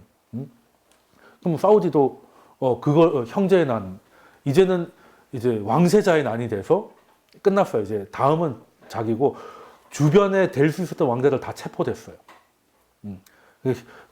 거기 우리로 치면 태조급 이렇게 그냥 예전에는 호텔에 모아놓고 다 각서 쓰게 했는데 이제 그렇게 된 사람들은 그냥 재판 토해내고 나갔고 그래도 가능성 있는 애들이 이번에 다 체포해 버렸습니다. 그래서 완전히 짱 먹었거든요. 근데 이거 하느라고 러시아처럼 꼼꼼하게 준비를 못 해요. 그리고 할 일이 너무 일단 아람코 상장도 해야 되고 이제 했지만 어쨌든 너무 바빠가지고 러시아처럼 꼼꼼하게 준비를 못하는 상황에서 가격이 자꾸 떨어지니까 그냥 야 줄여 감산해가지고 가격 맞춰 이렇게 해왔는데 러시아가 이런 식으로 하니까 이 양반도 열 받을 수밖에 없잖아요. 그래서 묻고 더블로가 된 거죠. 그래서 더 늘려버리겠다가 된 건데 이게 증산이라는 게 사우디는 감산 이런 걸 보더라도 지금 사우디는 러시아보다 불리합니다. 일단 둘이 싸우면 러시아는 준비가 조금 돼 있고 그리고 사우디의 그 세수 그러니까 세금의 8, 90%가 석유 수출과 관련돼 있는데 러시아는 20%예요. 그리고 사우디의 생산 단가는 굉장히 낮은데 70년대 개발된 원유 유정 중에서 아직도 나온 게 있으니까 근데 재정 균형 단가라는 건 들어보셨을 겁니다. 이게 얼마에 팔릴 거라고 미리 돈을 써놓은 거라는 거죠. 근데 재정이 마이너스가 안 잡히려면 유가가 95불이 돼야 되죠. 이건 말이 안 되는 거죠. 그래서 사우디가 네옴시티인가 뭔가 뭐 이런 거 한다고 또 손정이 만나가지고 두바이를 제끼는 걸 만들겠다고 막 해가지고 돈을 겁나게 많이 써서 지난 2년 동안 적자가 오펙 중에 최고거든요. 돈도 많이 써놨고 외환보유고 한 4천억 달러 정도 우리나라랑 비슷한 상태고 그런데 버틸 여력이 별로 없죠. 러시아는 주요 산업 중에 하나고 사우디는 이거밖에 없기 때문에 그래서 이거는 감정적으로 대응했다고 봐야 되나라고 하다가 이게 장기화 될 수도 있는데요. 이거는 제가 빈살만이 트럼프한테 방법을 배운 거 아닌가. 오히려 더 세게 얘기해가지고 우리 그냥 다 죽어버리자 하고 약간 상대가 좀 떨고 있으면 그때 협상을 하는 그러지 중국 조지는 걸 봤잖아요. 트럼프가. 그럼 나도 여기서 쫄지 말고 더 세게 나가면 러시아도 어쨌든 자기도 힘들 거니까 적당한 선에서 합의를 할 수도 있을 거라는 생각을 하고 한 거일 수도 있다. 건데 그래서 4월 전에 극적 합의를 할 수도 가능성도 분명히 염두에 둬야 되지만 그게 아니라면 뭐 유가는 한동안 지지부진할 것인데 뭐 우리한테 뭐 유가 떨어지는 건 나쁜 건 아니죠 사실. 제일 좋은 건 중국이고요. 제일 많이 쓰니까. 그래서 이거는 오히려 코로나 진압되고 이런저런 패닉이 좀 지나갔는데 유가가 계속 다운돼 있었으면 오히려 나중에는 또 이게 그 약간 버블을 일으킬 수 있는 뭐 그런 걸 수도 있는데 그래도 질문이 뭐냐면 그래도 미국 셰일 기업 넘어가면 어떻게 해요? 뭐 이런 분들이 계신데 일단 2016년에 많이 넘어갔습니다. 그래서 좀 구조 조정이 좀 없잖아 됐고요. 그래서 그 이후로 리스크 관리가 좀 돼 있고 지금 한계 기업이라고 불리는 기업들 이 기업들은 한계 기업이 아니었던 적이 없습니다. 출범부터가 한계 기업이 있어요. 셰일은 원래 좀 그래왔거든요. 그래서 하이힐드예요. 안전하면 하이힐드를 안 하겠지. 로우힐드겠지. 그러니까 얘네들은 유가가 급락하거나 하면 위험할 수도 있기 때문에 고위험 채권이잖아요. 자, 근데 신용위기라고 하면 신용경색이 제일 무서운 말인데 신용경색이라고 하면 서로가 서로를 못 믿어가지고 대출을 안 해주고 돈이 딱 막히는 돈맥 경화를 말하는 거잖아요. 실제 그런 일이 일어나면 주가는 고점 대비 50%도 빠집니다. 금융위기가 그랬듯이. 경기 침체는 30 정도에서 빠지는데 경기 침체는 30 정도에서 30을 이 정도 됐던 게 다 뭐 블랙먼데이 빼고는 다 옛날이거든요. 근데 금융 경색이 오면 50%도 갑니다. 코스피 기준으로 1100도 볼 수도 있어요. 금융 경색이 실제로 오면. 근데 금융 경색이 실제로 금융 경색이라고 하면 하이힐드가 망하는 거는 놀랄 일이 아니에요. 고위험군이 터졌으니까. 근데 진짜 무서운 거는 완전 안전하다고 했던 게 터져서 아무도 못 믿게 되는 거거든요. 서브프라임은 트리플 A였습니다. 국채 등급이었다고요. 세상에서 가장 안전한 등급이 터지니까 이거는 미국 국채도 믿을 게 없네. 그럼 믿을 거 딱 하나죠. 현금. 현금 중에서도 달러. 그래서 다 꺼지는데 달러 맞춰서 봤잖아요. 근데 또 재밌는 게 이번에는 다 꺼지는데 달러도 내려왔습니다. 이건 왜겠습니까? 채권 시장에서 눈치를 챈 거죠. 연준이 아예 금리 제로까지 가려고 작정을 했구나. 그러면 달러의 상대 가치가 좀 떨어지는 건 사실이잖아요. 그래서 다시 내려오다가 사우디가 알라우 아크바르를 하면서 연준이 생각하고 시장이 생각했던 거 이상으로 시장이 흔들리니까 다시 달러가 다시 올라오는 거예요. 처음에는 달러가 내려왔다니까요. 신기한 일이 벌어진 거예요. 신기한 일이. 금융위기 때는 그냥 다 팔고 달러를 쥐고 있으라 해가지고 달러만 올라가는데 이번에는 이런 그림으로 되고 있었다는 거죠. 먼저 내려왔고 그러고 나서 패닉이 격화되니까 야 그래도 현금 확보를 좀 해야 돼. 연준이 아무리 회사채 뭐 그거는 되고 난 다음에 이거 아직 안 됐잖아. 그렇죠? 되면 그때 사도 되지 않겠어? 뭐 이런 생각도 드는 거죠. 생각보다 얘기가 복잡해지니까. 그래서 일단은 투기 등급 하이힐드이기 때문에 우리가 생각하는 주요 은행들은 하이힐드 채권에 투자를 못 합니다. 은행이 돈이 떼일 일은 없어요. 근데 어디가 돈을 떼이느냐? 하이힐드는 대부분 뮤추얼 펀드, 펀드들이 투자를 뭐 셰일 업체에 투자하는 펀드라든지. 근데 그 펀드는 또 개인이 투자한 거잖아요. 개인들이 부도가 나는 거는 그냥 안 됐다라고 하는 거지. 그 사람 팔자가 사나운 거지 금융위기가 아닌 거예요. 금융위기라면 은행이 망하는 겁니다. 리먼 브로더스라든지 뭐 이런 애들이 망해서 그냥 신한은행이 농협이 서로를 못 믿어서 은행들끼리도 대출을 안 해주는. 그래서 매출이 나오지만 돈을 못 맞춰서 흑자 부도가 나고 그런 흑자 부도들은 투기 등급이 아니라 투자 등급이기 때문에 거기는 또 기관들이 투자했거든요. 그래서 기관들도 부실화되면 다 망하고 주가는 최대 50에서 65% 빠질 수 있다는 겁니다. 그 시나리오대로 최악의 시나리오를 간다면 코스피는 1100까지도 가는 거죠. 근데 그럴 가능성은 현재는 낮다는 거죠. 왜? 하이힐드에서 문제가 생긴 건데 그러면 하이힐드에 투자한 개인들이 그냥 한강을 가는 거죠. 그건 금융위기가 아닙니다.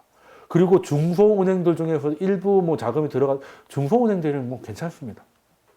그런 것들은 정 안 되면 부실채권 뭐 프로그램 약간 돌려가지고 하면 되니까 안 온다는 게 아니라 아직까지는 그럴 확률은 굉장히 낮다. 그리고 은행들의 자기 자본 비율이 금융위기 이전에 4%였는데 지금 8%다 넘어가요. 은행들은 너무 체력이 좋아져 있어요. 왜? 규제가 빡세기 때문에. 네.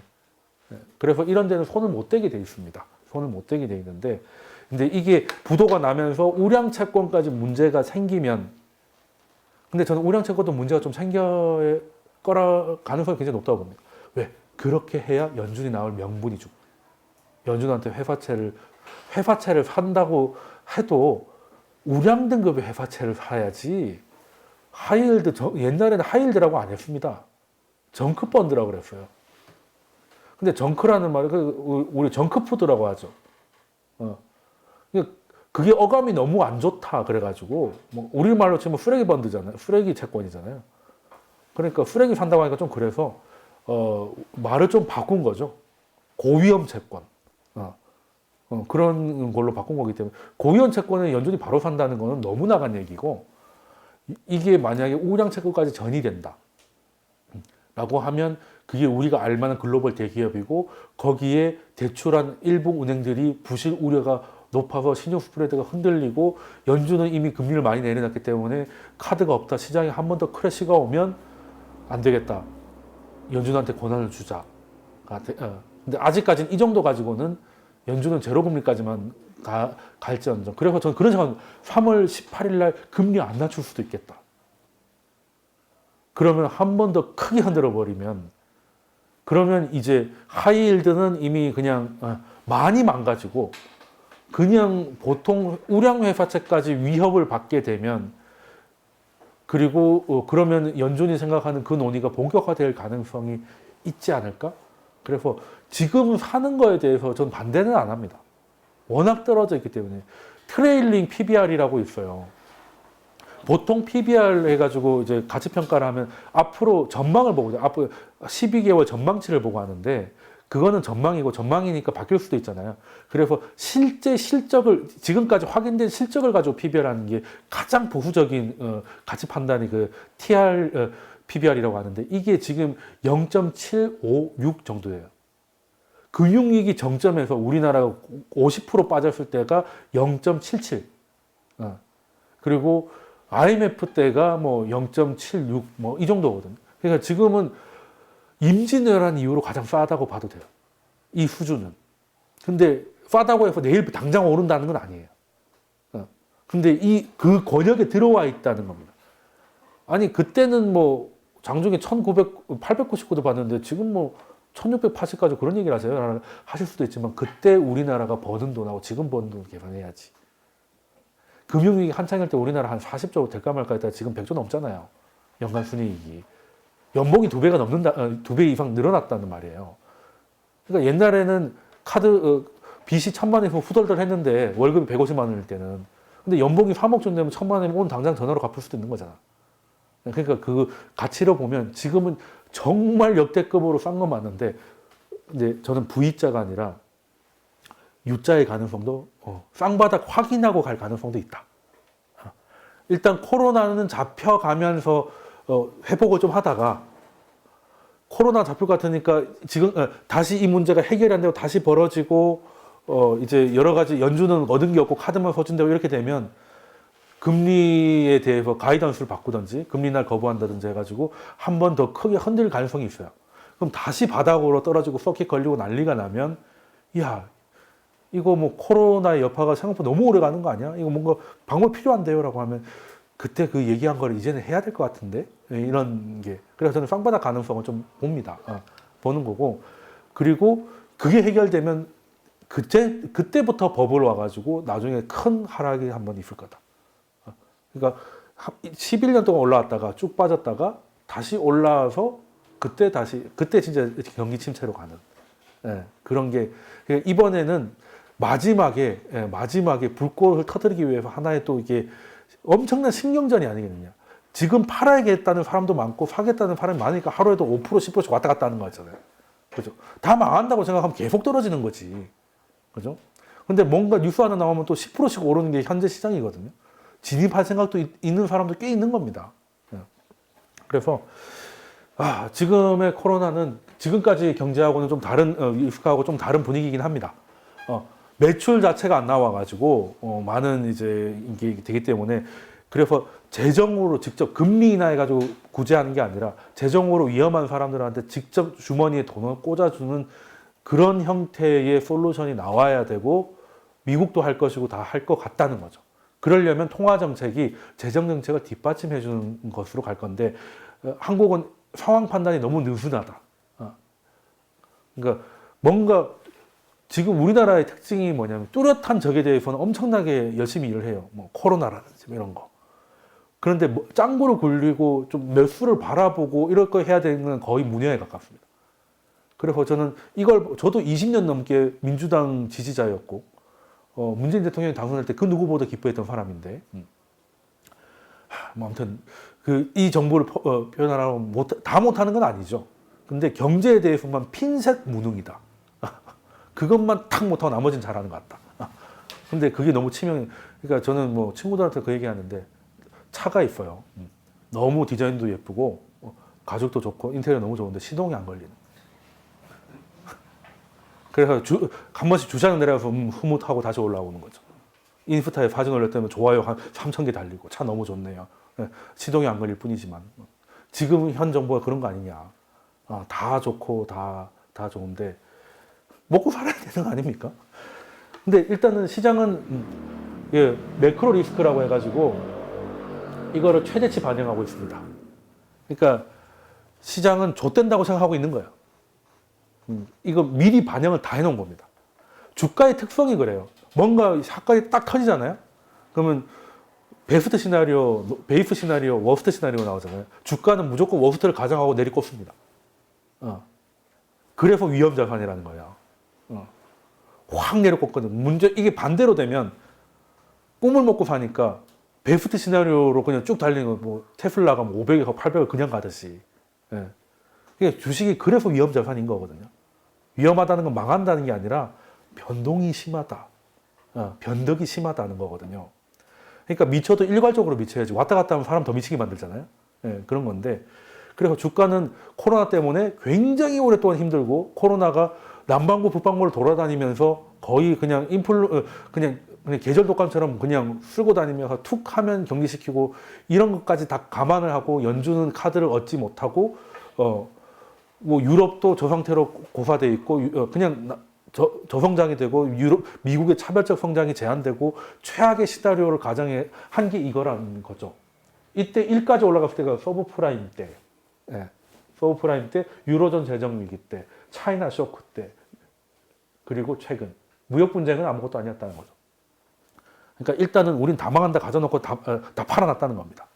그런 다음에 실제 흐름을 보고 그때 정산하는 거죠. 야, 내가 다 망할 줄 알았는데 생각했던 것보다 30% 망했네. 그럼 70%는 다시 감아 올리는 거죠. 주가는 원래 그래요. 주가의 특성입니다. 일단 질러놓고 나중에 정산하는 게 특징이다 보니까 특히 지금은 전염병이 예전에 스페인 1차 대전 이런 게 아니라 그리고 또 뭐 지카 바이러스 특정 동네 이런 게 아니라 그리고 또 잘만 하면 전염력을 막을 수 있었던 그런 게 아니라 그냥 전 세계 코로나의 가장 큰 특징은 전염력이거든요. 전염력이고 그리고 거기서는 공포감이 위험한 거죠. 치사율은 오히려 낮습니다. 치사율은 또 관리도 가능하고 치사율이 많이 높아진 동네는 다 의료 시스템의 캐파를 넘어갔을 때 이야기예요. 치료를 못 받아서 죽는 사람들. 지금 이탈리아는 60세 이상들은 치료 안 한다고 그러잖아요. 살 사람들 살리겠다는 거죠. 어떻게 보면 잔인한 거 아니겠습니까?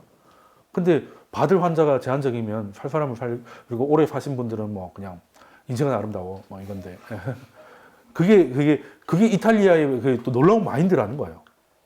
놀라운 마인드라는 겁니다. 근데 그래서 이걸 최대치로 반영하고 있는데 저는 만약에 못 잡으면 어차피 주식 좀 떨어진 게 문제겠습니까? 다 주게 생겼는데 그렇죠? 근데 해결이 되면 최대치를 반영한 게 어느 정도 정산을 할 거 아닙니까? 더 잘 나간다는 건 둘째 문제라도 30% 떨어졌는데 지금 이제 10% 올라가지 20% 정도 떨어졌는데 거기서 한 절반 정도만 올라가도 먹을 게 좀 있지 않겠습니까? 이런 거죠. 그래서 이게 여러분들이 위기할 때 그 기자하고 기회할 때 그 기자가 틀 기자 같다는 거 아시죠? 틀이 요즘 말로 플랫폼이에요. 기득권 할 때 그 기자입니다. 틀을 득한 사람들이라는 거예요. 틀을 소유한 사람들이, 사회 시스템을 득한 사람들이 기득권이라는 거예요. 그래서 위기와 기회는 같이 있다는 말이 한자도 심지어 겹친다니까요. 근데 이번에는 제가 볼 때는 코로나 때문에 소비 패턴 같은 거 많이 바뀔 거고요. 저희 어머니 집이 부산 제 본가가 길 건너면 아파트에서 나와서 길 하나 건너면 홈플러스가 있습니다. 예. 그래서 늘 그냥 편의점처럼 홈플러스를 다니거든요. 근데 저희 어머니가 생전 처음으로 쿠팡 프레시를 했습니다. 왜겠습니까? 마트 가면 안 되니까. 근데 해보니까 너무 좋다는 거예요. 그냥 갖다 주니까. 그런 것들만 해도 많이 바뀌어요. 제가 지나가기 때 말씀드렸죠. 사스 때문에 알리바바가 클 수 있었고 메르스 때문에 쿠팡이 클 수 있었다. 그런 건데 그럼 이제 온라인으로 그리고 이제 모든 게 온라인으로 중국에 지금 온라인 수업한다고 나이 많으신 교수님들 좀 졸라게 빡쳐 있다고 뭐 잘 안 되니까. 그러니까 저만 해도 요즘에 절친이 카메라입니다. 카메라 보고 늘 짓거리고 있으니까요. 참 그런데 하는 것도 많이 바뀔 거고 저는 이 기회에 사람들이 모르는 이 기회라는 게 좀 있는데 이 변화 때문에 통화 정책, 경제를 이끄는 게 엔진이 다시 10년 만에 교체되기 시작한 게 코로나 때문에 빨라질 수도 있겠다. 이런 일이 없으면 안 벌어져요. 독일에서 경제 좋고 뭐 늘 가면 관성대로 가지 하던 거 열심히 하면 되지 독일 같이 저렇게 고집스러운 동네에서도 경제를 위해 모든 걸 다 하겠다는 얘기가 나오는 이제 한국만 하면 됩니다. 한국도 하긴 했죠. 뭐 그 전례 없는 대책을 이렇게. 근데 그게 이제 6개월 동안 이제 공매도 금지잖아요. 근데 이게 좋은 건지 맞는지는 나중에 또 좀 싸우게 되고 이왕지 할 거면 아침에 해야지. 모든 기업들이 자기 회사일 때 굉장히 안 좋은 공시는 금요일 날 장 끝나고 합니다. 주말 동안에 논다고 까먹으라고. 그렇지 않습니까? 이왕지 투자자들이 공매도 때문에 죽겠다고 해가지고 그냥 일단 한번 꺼내볼게요 할 거면 아침부터 팍 꺼내가지고 이렇게 좀 심리라도 좀 달래주던가 해야지. 장 다 끝나가지고 뭐 코스피가 서킷 걸려가지고 이제 뭐 마포대교 가는 길이 막히고 있는데 거기서 뒤늦게 공매도 6개월 뭐 이렇게 하고 있으면은 그리고 그날 반대 매매 나간 사람들은 뭐 죽으란 얘기. 야, 이게 어떻게 꼼꼼하게 사람을 불편하게 하지? 야, 진짜 대단한 능력이다. 진짜 대단한 능력. 진짜 하기 싫어서 끝내 하는 것도 표가 날 뿐지언정 효과를 어떻게든 반감시키기 위해서. 그러고 났더니 미국은 막 9% 올라가고요. 허헐 이렇게 되는.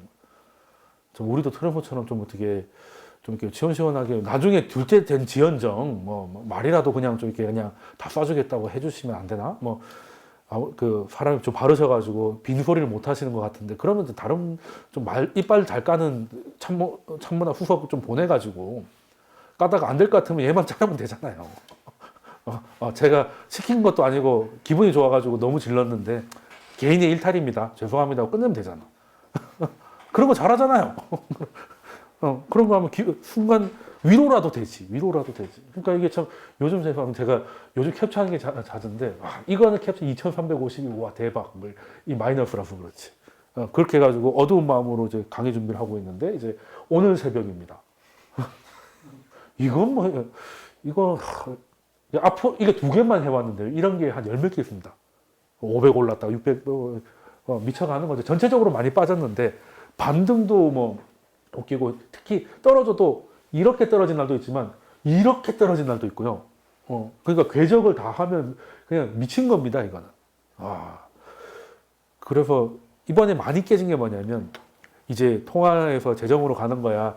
전 세계 엘리트들이 고민한 문제인데 일반 투자자들이 느낀 게 미국 주식이야말로 그냥 안전자산이라고 생각을 했잖아요. 그죠? 테슬라를 한 주라도 더 샀어야 되는데. 그죠? 그렇지 않습니까? 나스닥 TQQ에다가 그냥 마이너스 통장을 뚫어서 묻었어야 되는데. 뭐 그런 생각을 하잖아요. TQQ가 최고점에서 했으면 4,670%예요. 뭐 지금은 좀 많이 떨어졌지만 그래도 뭐 주가가 지금 한 2, 3년 전으로 돌아가 있잖아요. 2, 3년 전으로 돌아가 있는데 그래도 많이 오르긴 했죠.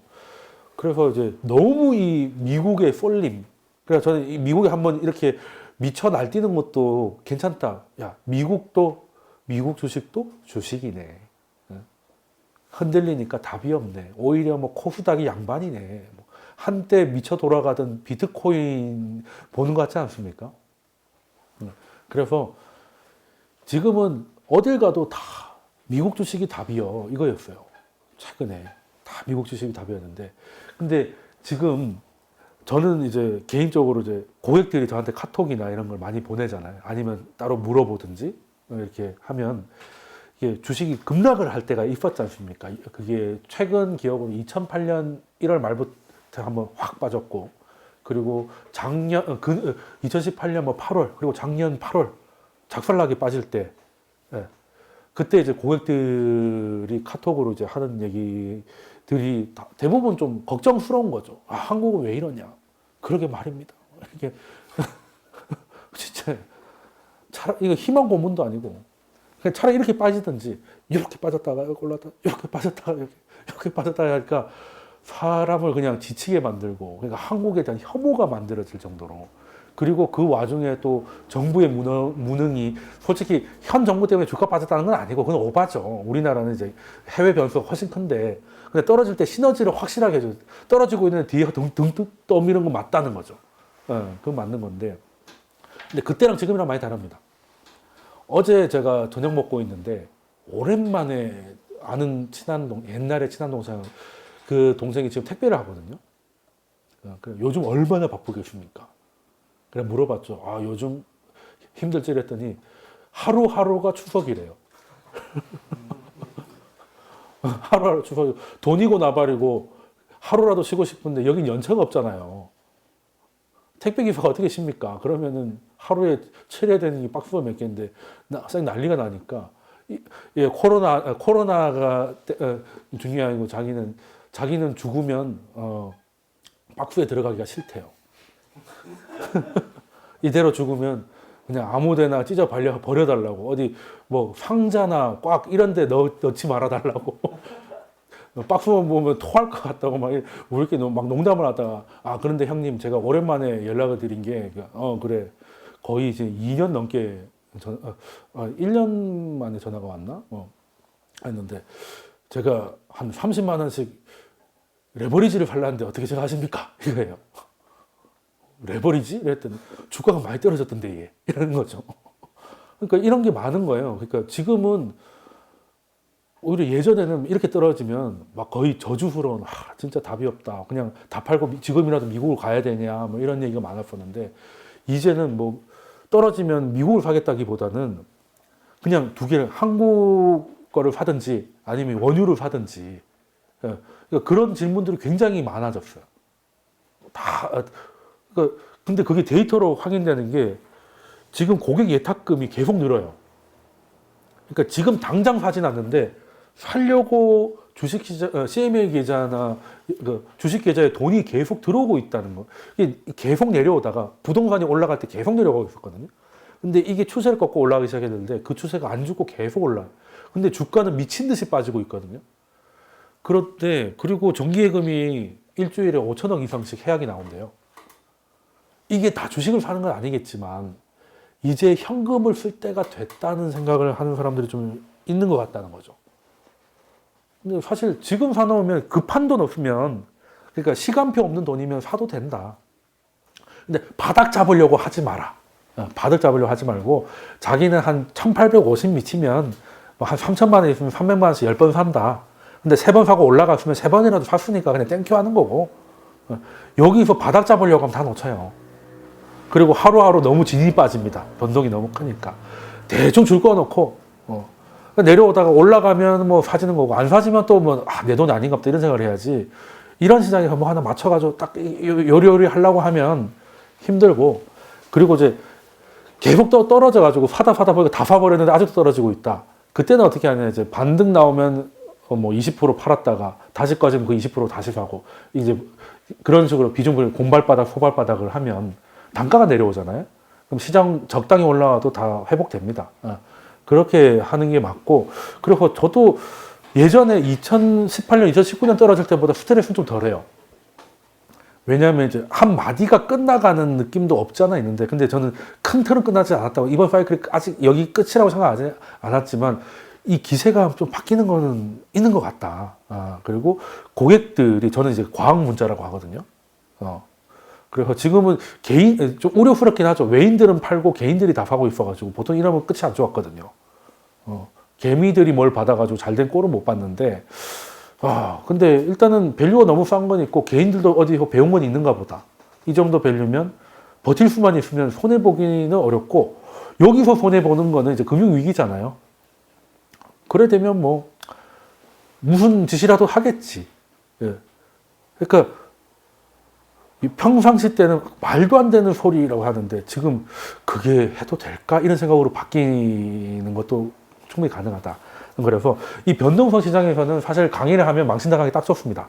뭐 이렇게 하면 그 다음날 그냥 바로 바뀌고 하니까, 그렇게 해서 그냥 좀 사태를 좀 지켜보고 더 얘기를 좀 하고 싶은 마음도 있었는데, 근데 저는 이게 단순 코로나로 보기에는 뭔가 레이어가 좀 많다는 거죠.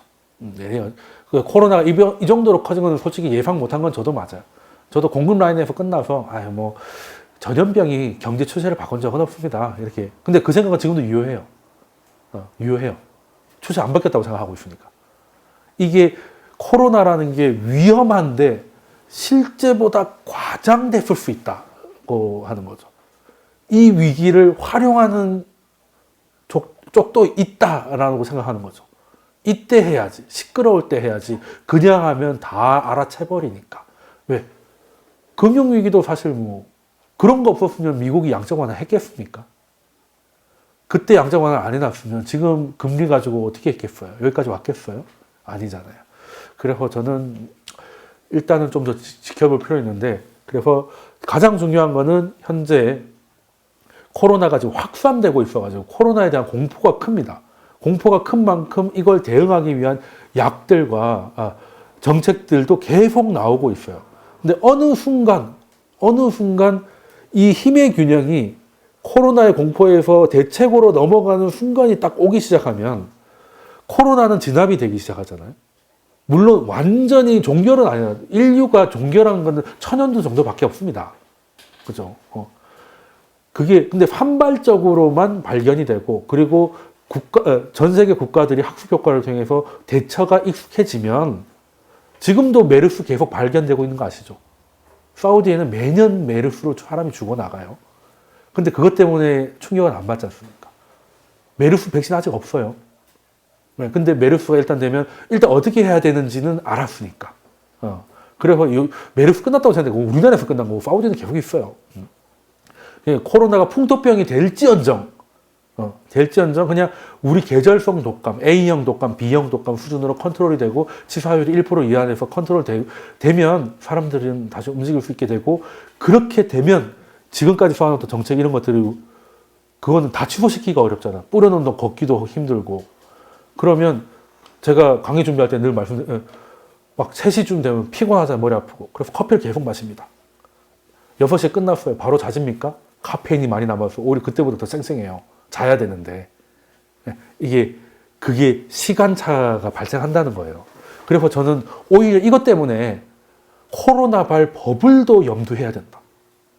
코로나발 그리고 여기서 버블이 더 껴야 진짜 버블이고, 저는 버블 진입 직전, 그러니까 나스닥 PBR 27, 그게 닷컴 그때 한계치였거든요. 그 이상은 한 번도 넘어간 적이 없었는데 그걸 넘어가기 시작하던 단계였어요. 그래서 제가 강의 때 지금부터 올라가면 이제 버블이라고 했는데, 거기서 일단은 20% 정도 물렸으니까 앞으로 20%는 회복이라고 보는 거고, 그 20%를 넘어가면 버블인데, 저는 버블이 올 가능성도 분명히 있고, 그렇게 되면 그때 터지면 이제 이번 텀은 진짜 끝난다. 근데 그게 끝났다고 세만 끝나는 게 아니고요. 그냥 이제 한 사이클의 마디가 만들어지고 한 2년 정도의 경기 침체 리세션 정도를 겪다가 또 다시 회복이 되지 않을까, 이런 생각이 있어서 저는 뭐 이미 가지고 포지션을 갖고 계신 분들도 계실 텐데, 지금 변동성이 클 때는 굳이 많이 움직일 필요는 없습니다. 어떻게 될지 모르니까 하루 차로 뭐 10%씩 왔다 갔다 하는데 굳이 움직일 필요 없어요. 근데 신규로 진입할 자금이 있거나 신규로 진입하는 분들은 점진적으로 분산으로 들어가는 거는 꽤 운이 있을 수 있다. 지금 뭐 많은 위기가 온다 이렇게 해가지고 하긴 하는데 그래서 다들 급전만 아니라면 진짜 위 와서 뭐 1300, 뭐 1200 본다 하더라도 그렇게 되면 진짜 MMT까지도 갈지도 모른다. 여기서 조금 더 흔들리면 회사채 QQE도 얘기 나올 것이고 1100 정도까지 가면 MMT까지 갈 겁니다. 이대로 망하진 않을 거니까. 뭐 망하면 같이 망하는 거죠. 뭐. 그래서 한 번은 약간 떨어져서 볼 시기가 됐다. 그리고 지금 길리어드사에서 람디스비르 지금 중국 3상이 들어갔거든요. 빠르면 이번 달 안에 결과가 나올 수도 있다 그러고 글로벌 임상은 4월 달에는 결과가 나올 거라 그럽니다. 만약에 이게 효과가 있으면 꼭 람디스비르가 아니라 하더라도 지금 다른 약들이 지금 FDA에서 승인한 건 또 다른 거고 뭐 몇 가지 지금 하다못해 우리나라 인한약품에서도 약이 나오고 있어요. 그래서 실검 1위도 하곤 했죠. 그런 것들 중에 약이 유의미한 효과를 가진 약이 나오면 원래 치료제가 먼저 나오고 나중에 백신 나오거든요. 치료제가 먼저 나오고 백신이 좀 더 오래 걸려요. 그래서 백신 그 전문가들이 백신 하는데 최소 1년에서 1년 만큼 맞는 얘기인데 지금 우리가 필요한 건 백신이 아니고 치료제거든요. 그리고 확산만 잡으면 치료제가 없다 하더라도 적정한 치료만 받으면 컨트롤이 되니까 의료 시스템 캐파만 가면 되니까 뭐 그렇게 되면 이거 잡히지 않을까? 그리고 신종플루 우리나라 뭐 74만 명 뭐 난리 났었는데 타미플루 나오면서 그냥 거짓말같이 없어졌거든요. 만약에 이렇게 해가지고 진짜 삼상했는데 100명 중에 97명이 다 완쾌하고 막 갑자기 확진자 수 글로벌 3,000명인 글로벌 2, 300명인데 완치자가 2,000명씩 1,000몇 명씩 나와버리면 끝나는 거죠. 네, 끝나는 겁니다. 그리고 우리나라 데이터를 가지고 백신 연구에 들어가면 되겠죠. 그러면 이제 나중에 코로나는 그리고 진단키트가 개발이 되면 나중에 코로나가 다시 남반구로 갔다가 다음 가을 겨울에 다시 올라간다 하더라도 지금 정말 잘 되면 15분 만에 검사할 수 있는 키트가 나왔으니까 공항에서 15분 만에 검사를 해서 통관시켜줄 가능성도 있어요. 만약에 그 위험 지역에서 왔다 그러면. 지금처럼 15일이라는 무식한 격리를 안 해도 15분만 하면 그렇게 되면 그 정도 기다릴 수 있잖아. 공항에서 그 정도 기다리잖아요. 네. 인천공항한테 그때 샌드위치도 주고 하면 또 최고의 공항이라고 또 그렇게 될 수도 있으니까 저는 사실 늘 긍정론자인데요. 사실 돈은 긍정론자가 봅니다. 뭐 주식 망할 것 같다고 생각하는 사람이 어떻게 주식으로 돈을 벌어요. 망할 것 같다는 사람도 루비니 같은 사람도 지금 막 앞으로 30% 더 빠진다고 그러시더라고요. 그런 분 인버스 안 삽니다. 아시죠? 자기한테 연락 많이 오면 주식 삽니다. 그분. 아시잖아요. 어떻게 돈 번지 아시잖아요. 자기가 대표적인 비관론자니까 자기의 인터뷰를 요청이 많다는 건 시장이 패닉이 왔다는 거잖아요. 그럼 바닥이 가까워졌거든요. 자기가 할 일이 없다. 그럼 그때 인버스를 사면 됩니다. 책도 안 팔려 불러주는 데 없다. 그러면 이제 주가가 이제 계속 그때는 이제 저 같은 이제 긍정론자들이 바쁜 거죠. 그럴 때는 또 그렇게 된 거예요. 저만 해도 지금 약간 그 마음이 뭔지 알겠습니다. 네, 그래서 조금 길게 보시고 저는 이제 쌍바닥 가능성도 있고 V자 반등에 대한 기대는 접어야 되지만 지금 이제 글로벌로 퍼졌고 그렇지만 U자 반등에 대한 것도 있을 것이고 해서 저는 뭐 예전 금융위기처럼 고점 대비 50%까지 가는 뭐 이런 거는 현재 데이터로는 약간 공포가 과장됐고 코로나도 약간 오바가 있다고 현재까지는 판단하고 있습니다. 그래서 지금부터는 뭐 얼마를 바닥을 잡지 말고 어느 정도 들어가는 것도 서두를 필요는 없지만 염두를 해보시는 것도 좋겠다 하고 강의는 일단 여기까지 하고요. 뭐 따로 궁금하신 거나 뭐 따로 설명을 조금 더 드리고 마무리하도록 하겠습니다. 일단 강의 여기까지 합니다. 고생 많으셨습니다. 네.